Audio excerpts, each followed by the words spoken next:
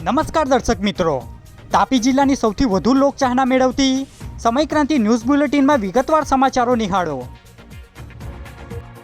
તાપી જિલ્લાના ઉમરવાવ નજીક ગામે ઘરેલું સિલિન્ડર લીકેજ થતાં અફરાતફરી મચી। તાપી જિલ્લાના ઉમરવાવ નજીક ગામે ઘરેલું એલપીજી સિલિન્ડર લીકેજ થતાં અફરાતફરી મચી હતી, જેમાં રૂપસિંહભાઈ ઉર્ફે ગોવિંદ શામજીભાઈ ગામિતના ઘરે અચાનક બુધવારના રોજ 5 વાગે ગેસ લીકેજ થતાં ગભરાટનો માહોલ છવાયો હતો। બનાવને લઈ સ્થાનિકોએ સમય સૂચકતા વાપરી ખુલ્લી જગ્યામાં સિલિન્ડર લઈ જવામાં આવ્યો હતો, જેને લઈ જાનહાનિ ટળી હતી। તાપી એસીબી કચેરી ખાતે પીઆઈની હાજરીમાં કાર્યક્રમ યોજાયો। તાપી જિલ્લાના વ્યારા ખાતે આવેલ એસીબી કચેરી ખાતે એસીબી પીઆઈની હાજરીમાં કાર્યક્રમ યોજાયો હતો, જેમાં નિબંધ સ્પર્ધા કરવામાં આવી હતી। જે સ્પર્ધામાં ભાગ લઈ નંબર લાવનાર વિદ્યાર્થીઓને સન્માનપત્ર આપવામાં આવ્યા હતા, જેમાં એસીબી કચેરીના કર્મચારીઓ અને અધિકારીઓ હાજર રહ્યા હતા। જે માહિતી બુધવારના રોજ 3 કલાકે મળી હતી। સોંગઢ તાલુકાના લીંબી ગામની સીમમાં બોલેરો ચાલકે મોપેડને ટક્કર મારતા યુવકનું મોત નીપજ્યું। તાપી જિલ્લાના સોંગઢ તાલુકાના લીંબી ગામની સીમમાં બોલેરો અને મોપેડ વચ્ચે અકસ્માત સર્જાયો હતો, જેમાં બોલેરો ચાલક દાનિયલ ઉર્ફે દાનુ વસાવાએ મોપેડને ટક્કર મારી હતી। જે અકસ્માતમાં રાહુલ વસાવા નામના યુવકનું સારવાર દરમિયાન મોત નીપજ્યું છે, જ્યારે અન્ય ઇસમોને ઈજા પહોંચી હતી। બનાવને લઈ પોલીસે ગુનો દાખલ કરી કાર્યવાહી હાથ ધરી છે। જે માહિતી બુધવારના રોજ 5 કલાકે મળી હતી। વ્યારા શહેરના સયાજી મેદાન સહિત અન્ય જગ્યા પર યોજાનાર કાર્યક્રમની સચિવ દ્વારા મુલાકાત લેવાઈ। તાપી જિલ્લાના વ્યારા સહિત અન્ય જગ્યા પર આગામી 26મી જાન્યુઆરીના રોજ રાજ્યકક્ષાનો કાર્યક્રમ યોજાશે, જે અંગે સચિવ સહિત જિલ્લાના ઉચ્ચ અધિકારીઓ દ્વારા સ્થળ નિરીક્ષણ કરવામાં આવ્યું હતું, જેમાં અલગ અલગ મુદ્દે માર્ગદર્શન આપી ચર્ચાઓ કરવામાં આવી હતી। જે માહિતી 2 કલાકે મળી હતી।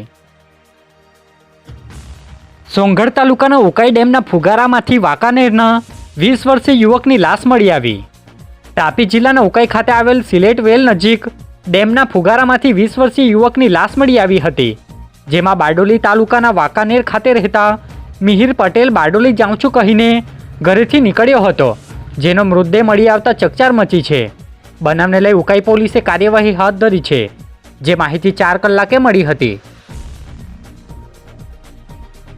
તાપી એલસીબી પોલીસે ઉકાઈ રોડ પરથી ચોરીની બાઇક સાથે આરોપીને ઝડપી લીધો। તાપી જિલ્લા એલસીબી પોલીસ સ્ટાફના માણસોએ બાતમીના આધારે ઉકાઈ રોડ પરથી ઉકાઈ પોલીસ મથકમાં બાઇક ચોરીના ગુનામાં સંડોવાયેલા આરોપી રાકેશ વસાવા નાઓને ઝડપી લઈ કાયદેસરની કાર્યવાહી હાથ ધરી છે, જેમાં ચોરીની બાઇક પકડાયેલ ઇસમના કહેવાથી રમણલાલ વસાવાએ ચોરી કરી હોવાનું કબૂલ્યું હતું। જે માહિતી 32 કલાકે મળી હતી। ડોલવણ તાલુકાના ઘણી ગામના અરજદાર દ્વારા નવસારી ખાતે ઝડપાયેલા નકલી સીએમઓ કર્મચારી વિરુદ્ધ એસપીને ફરિયાદ આપી। તાપી જિલ્લાના ડોલવણ તાલુકાના ઘણી ગામના અરજદાર ધર્મેન્દ્રસિંહ પરમાર જેવો ટ્રસ્ટના પ્રમુખ છે, જે ટ્રસ્ટની આશ્રમશાળા ચાલે છે। જે આશ્રમશાળાની જમીનનો કેસ ચાલતો હતો, જે દરમિયાન નકલી સીએમઓ કર્મચારી દ્વારા પ્રાંત અને મામલતદાર કચેરીમાં ફોન કરી કેસને ડાયવર્ટ કરવાનો પ્રયાસ કર્યો હોવાના આક્ષેપ સાથે નકલી સીએમઓ કર્મચારી નિતેશ ચૌધરી વિરુદ્ધ કાર્યવાહીની માંગ સાથે એસપીને ફરિયાદ અરજી આપી છે, જેમાં વિવિધ મુદ્દા આવરી લેવામાં આવ્યા છે।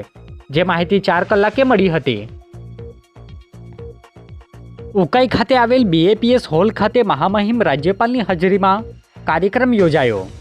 તાપી જિલ્લાના ઉકાઈ ખાતે મહામહિમ રાજ્યપાલની હાજરીમાં પ્રાકૃતિક ખેતી અંતર્ગત કાર્યક્રમ યોજાયો હતો, જે અંગે મહામહિમ દ્વારા બુધવારના રોજ 1 કલાકે માહિતી અપાઈ હતી।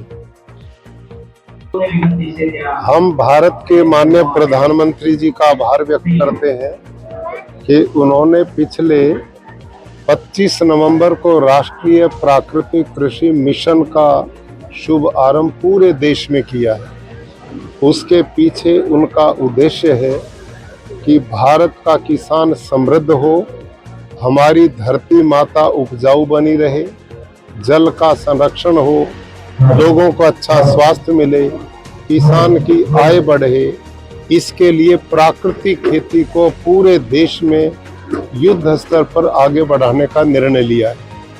आज गुजरात के तापी जिला में जिला स्तर का एक आयोजन किया, जिसमें विभिन्न गांव के सरपंच महोदय, महिला पुरुष और स्वामी नारायण मंदिर में ये विशाल कार्यक्रम हुआ है और आज खेडूत को यही ट्रेनिंग दी गई है कि आप प्राकृतिक खेती को जीवन में अपनाएंगे तो आपकी आय भी बढ़ेगी, पर्यावरण भी बचेगा, गौ माता भी बचेगी, जल का संरक्षण होगा और लोग स्वस्थ भोजन लेंगे तो उनका स्वास्थ्य भी अच्छा बनेगा।